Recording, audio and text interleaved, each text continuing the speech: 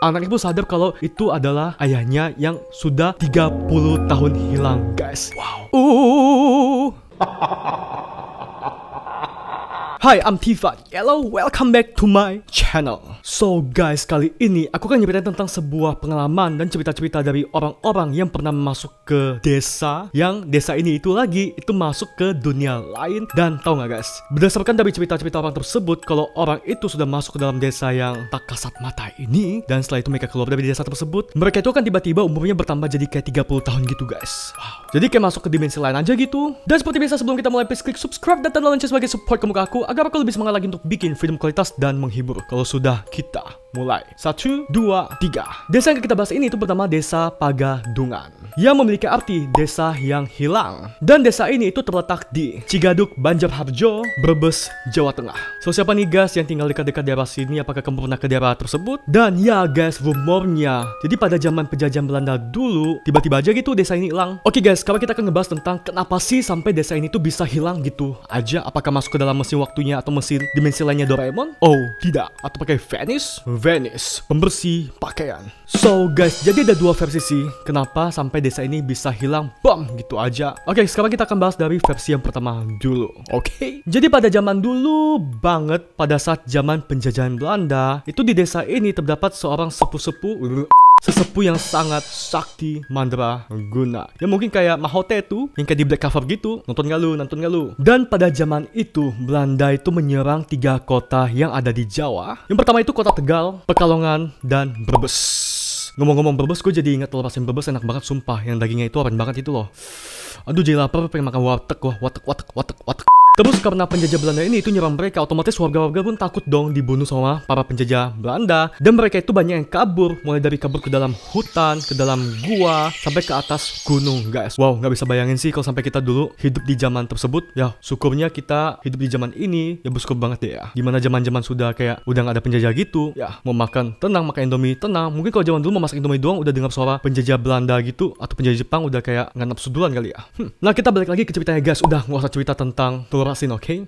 Jadi warga-warga pada kabur tuh. Nah lain halnya dengan penduduk atau warga yang ada di desa Pagadungan ini, mereka tuh memilih untuk tidak kabur. Dan sesepuh yang sakti mandraguna tersebut pun menggunakan ilmu saktinya, oke? Yaitu dengan cara menaburkan abu yang sudah dikasih dengan mantra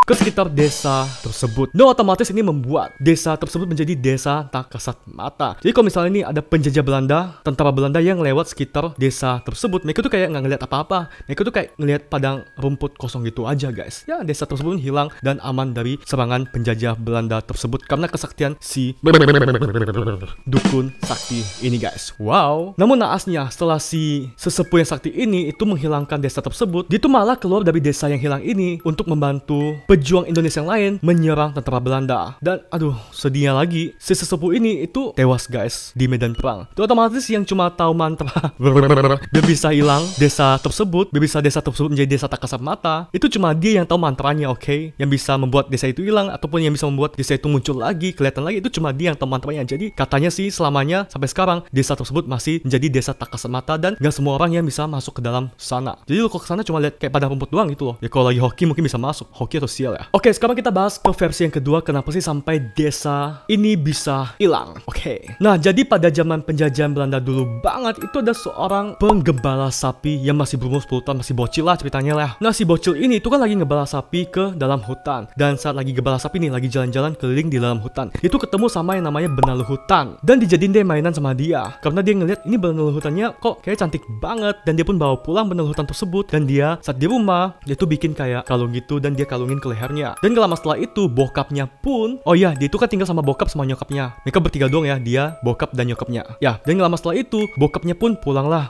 dari, ya mungkin dari potong sawah, bersawah gitu, ke rumah mereka udah maghrib untuk makan malam. Dan saat sampai di rumah dia tuh manggil si bocah ini. Jadi si bokapnya manggil si bocah ini itu dengan sebutan Jang. Jang, mana lu? Udah mau makan malam belum? Nah tapi anehnya guys, si Jang ini tuh padahal sudah di depan si bokapnya yang ada di dalam rumah. Tapi kok bokap gua gak ngeliat gua ya? Padahal kan gua di depan dia. Dan akhirnya karena Jang bingung, dia pun kayak bilang, ayah aku di depan kamu kok. Nah si bokapnya ini tuh kayak dia kedengar suara si Jang pas bilang, ayah aku di depan kamu kok. Tapi dia nggak ngeliat apa-apa. Dan akhirnya gak lama setelah itu si bokapnya pun bilang lah ke si Jang, oh kamu pasti tadi waktu lagi di hutan, waktu lagi ngebala sapi, ngembala kerbau di hutan. Oh, kamu pasti waktu tadi lagi main di hutan, kamu pasti ambil sesuatu yang ada di hutan gitu ya. Dan karena si Jang ini bilang iya, dia otomatis si bapaknya pun bilang, ya udah kamu sekarang lepasin dulu aja deh. Dan spontan pun Jang melepaskan kalung benalu hutan itu dari lehernya. Dan seketika ayahnya pun bisa melihat dia. Wow, sakti banget ya. Itu kayak alat-alat sihir gitu deh. Aku jadi pengen kalau ada, ya gak sih? Kamu juga pengen kan? Dan kemudian si ayahnya pun meminta si Jang untuk membakar benalu hutan tersebut. Dan habis makan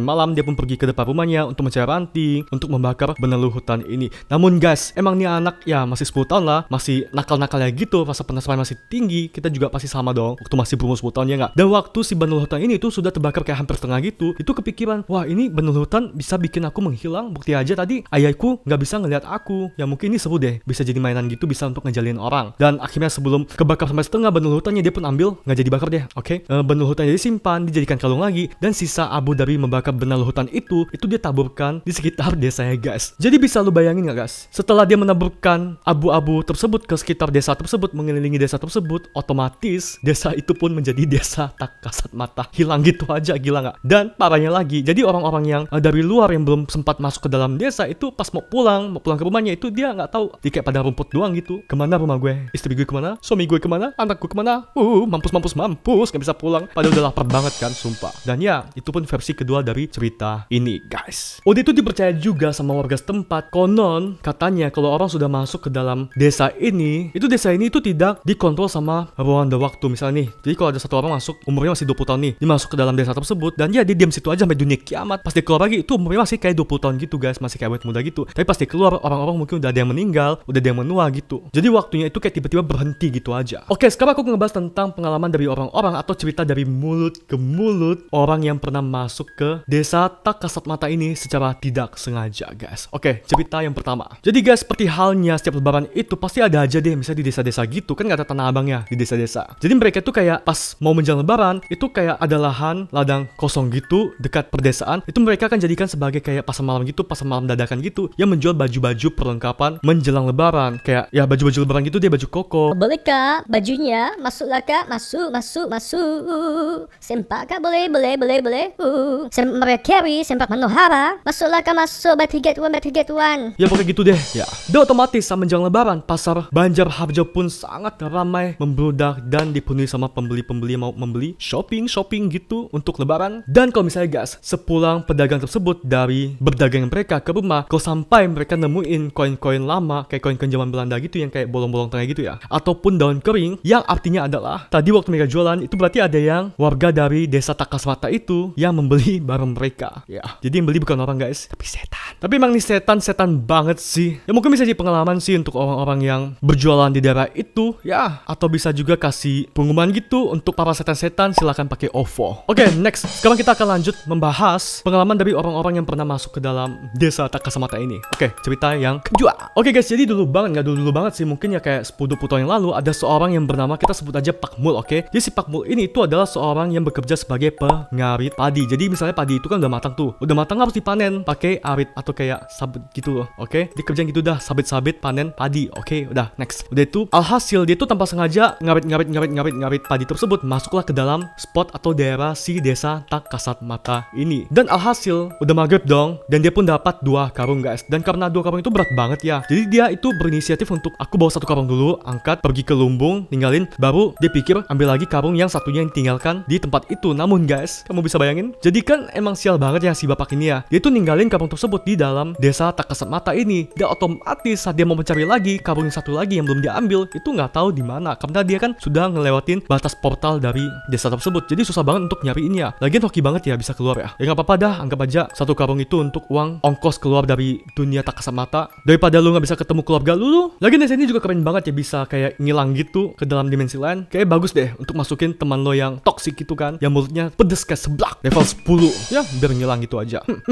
Oke, next kita lanjut ke pengalaman orang-orang selanjutnya yang pernah masuk ke dalam desa tak kasat mata ini. Jadi guys, pada tahun 2014 lalu, itu masih belum lama-lama banget ya, 2014 ke 2020 masih kayak fresh from over. Jadi ada seorang gadis yang sebenarnya seminggu lagi mau nikah, tapi itu tiba-tiba hilang gitu aja guys. Dan karena ya mungkin kepolisian waktu itu juga nggak bisa nemuin kemana si gadis ini, mungkin kalau dikirain dia itu dibunuh atau gimana, dan mayatnya juga nggak ketemu, dan orang bingung dong si gadis ini tuh kemana guys, lalu udah mau nikah loh. Dan akhirnya yang biasalah Indonesia desa itu sangat percaya juga dengan yang namanya dukun atau orang pintar.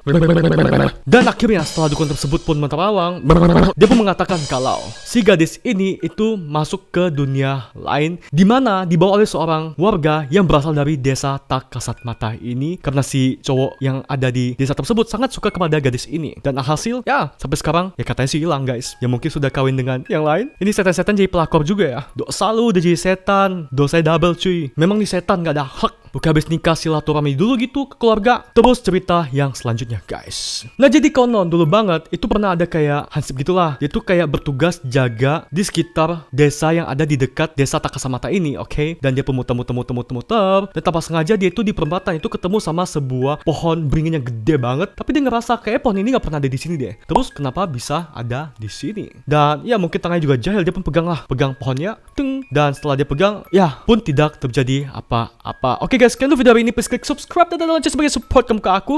Enggak aja bercanda ya. Oke, kita lanjut lagi, oke? Dan setelah dia pegang, dia tuh kayak nggak ngerasa apa-apa, biasa aja. Namun guys, setelah dia jalan lagi, meninggalkan pohon tersebut, dan dia melihat kiri dan kanan, ini kok bangunannya semua jadi berubah ya. Jadi kayak masuk ke era-era zaman 70-an dulu gitu loh. Pokoknya semua jadi beda deh. Dia tuh orang-orang di sekitar itu yang tinggal di daerah tersebut pun orangnya mukanya beda-beda semua. Kayak nggak familiar sama dia. Harusnya kan seorang hansip ya. Itu pasti udah otomatis pasti kenal dengan orang-orang yang tinggal di daerah tersebut. Karena dia jaga kan, dia hansip kan. Pasti bakal setiap hari ngeliatin, bakal nyapa-nyapaan, bakal sosialisasi, tapi ini nggak kenal semua. Lalu siapa mereka? Dan otomatis karena dia bingung, dia pun tanyalah kepada orang-orang yang ada di situ. Dan ya, warga-warga di desa tersebut pun menjawab kalau kok jadi ngerinding ya. Padahal nggak serem banget kan. Warga-warga di situ pun bilang ke hansip ini, Pak, kamu itu lagi nggak di dunia manusia, kamu lagi di dunia lain. Dan ini pun bingung, dan salah satu warga di situ menyarankan kepada si hansip ini itu untuk mencari sesepuh yang ada di desa tak kasat mata tersebut. Dan singkat cerita, si hansip tersebut pun mencari dan ketemu sama sesepuh sakti itu, dan sesepuh itu bilang, hai hansip, kalau misalnya kamu mau keluar dari desa ini, kamu itu harus pegang lagi pohon beringin yang sebelumnya kamu pegang itu.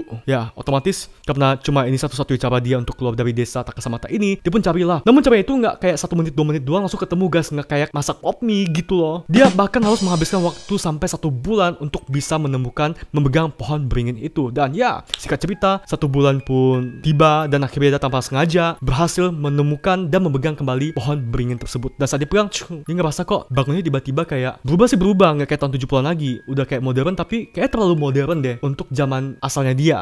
Tapi dia masih ngenalin, oke? Dan dia pun berusaha mencari rumahnya, dan ya dia pun ketemu rumahnya, dan dia masuk. Dan saat dia masuk, dia tuh ketemu sama seorang yang berumur 40 tahun. Dan orang yang 40 tahun ini pun kayak bingung dong, lu siapa? Masuk ke rumah gua. Terus dia juga bingung, lu siapa? Di rumah gua. Lalu setelah kayak loading beberapa detik itu, akhirnya anaknya pun sadar kalau itu adalah ayahnya yang sudah 30 tahun hilang guys. Wow. Jadi kenapa bisa sampai 30 tahun hilang dan pada baru sebulan kan? Jadi mereka itu percaya yang kayak aku bilang tadi, di dalam desa ini itu nggak terbatas sama ruang dan waktu, oke? Di dalam desa ini 30 tahun, ya kita bisa bilang deh 1 bulan di dalam dunia desa tak kasat mata ini itu sama dengan 30 tahun di dunia nyata atau dunia manusia. Ya otomatis ini membuat saat dia keluar dari desa tak kasat mata, ya anaknya itu sudah berubah menjadi 40 tahun, otomatis umurnya itu bertambah 30 tahun. Ya, tapi si bapak ini, hansip ini yang masuk ke dalam dunia ini, dunia tak kasat mata ini, desa tak kasat mata ini, itu mukanya kayak baby face gitu aja, nggak berubah katanya segitu. Sementara yang menurut aku sedihnya lagi sih istrinya sih guys. Saat dia keluar dari desa tersebut dan pergi ke rumahnya, itu istrinya sudah meninggal. Dan kata si anaknya, itu selama 30 tahun istrinya itu selalu mencari kemana sih pergi suaminya sampai hilang gitu aja. Apakah ya diculik atau ada orang yang berbuat jahat kepada suaminya. Dan sampai saat istrinya sudah meninggal, istri pun nggak tahu sama sekali keberadaan istrinya. Ini bagian yang paling sedih sih. So guys, gimana menurut kamu dari cerita yang baru saja kita bahas? Menurut aku sih cerita yang menarik ya. Ternyata nggak cuma di luar negeri aja itu punya cerita-cerita yang aneh, unik, dan ya menarik kayak gini. Ternyata di Indonesia juga banyak banget loh guys, cerita-cerita yang kayak seru dan enak banget untuk dibahas. Walaupun ya mungkin ini menjadi sebuah legenda, tapi kan ya seru banget ya nggak sih? Kayak ada horornya, itu ada juga kayak sains-sainsnya gitu deh, ruang dan waktu. So guys, kalau untuk video ini please klik subscribe dan lonceng sebagai support kamu ke aku agar aku lebih semangat lagi untuk bikin video berkualitas dan menghibur. Dan ya jangan lupa tekan lonceng untuk mendapatkan notifikasi video terbaru. Jangan juga lupa like dan share agar teman-teman kamu juga tahu akan cerita ini. Dan sampai ketemu di video selanjutnya. Bye.